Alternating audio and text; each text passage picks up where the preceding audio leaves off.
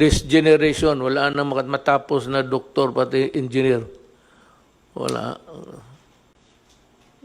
Kasi hindi na, wala nang aral. Laro na lang.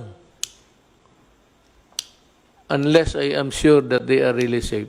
Sa pahayag nito ng Pangulong Rodrigo Duterte, malaki ang kumpiyansa ni Deputy Speaker at Pampanga 3rd District Representative Aurelio Dong Gonzales Jr. na mapapadali ang pagbalangkas ng batas sa resolusyon na masuspinde sa implementasyon ng DepEd Order No. 7-2020 na nagtatakda naman ng school calendar year ngayong pasukan. Napag-usapan na natin yan at na-file na yan sa Kongreso at meron ng statement ng ating Pangulo.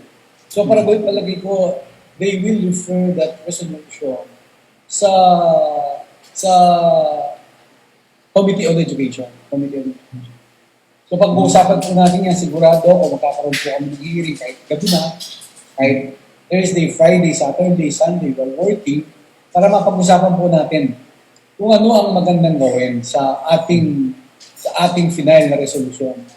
No vaccine, no classes. Ayon pa sa mambabatas, tiyak itong paglalaanan ng panahon ng Committee on Education sa Kongreso lalo't halos 3 buwan na lamang ang pagitan bago magbukas ang klase sa 24 ng Agosto. Binanggit din niya na kasama sa magiging laman ng debate ang mga makukumpromisong trabaho at negosyo ng mga pribadong paaralan. Batid din daw ng mambabatas ang takbo ng kabuhayan ng mga teaching personnel sa mga private school na output-based ang sweldo. Na-discuss na rin po namin yan sa committee, kaya we form a technical working group kung ano magandang gawin sa mga private school, lalo ng teachers.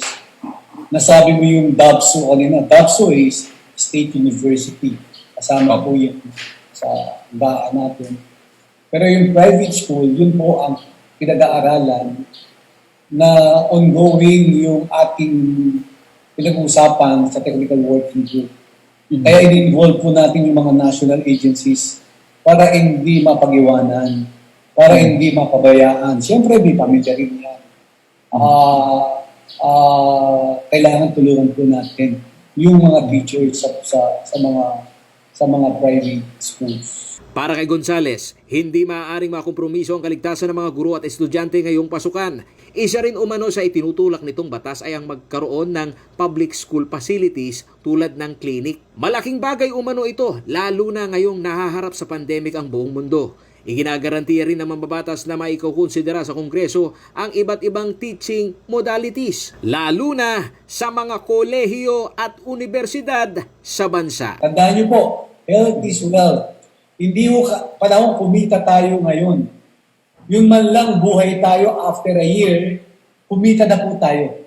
Mahirap po, kumita ka ng pera. Kung namatay naman yung anak mo, kung may nangyari namang masama sa anak mo, it's useless. Hindi mo na po maibabalik yung buhay ng tao.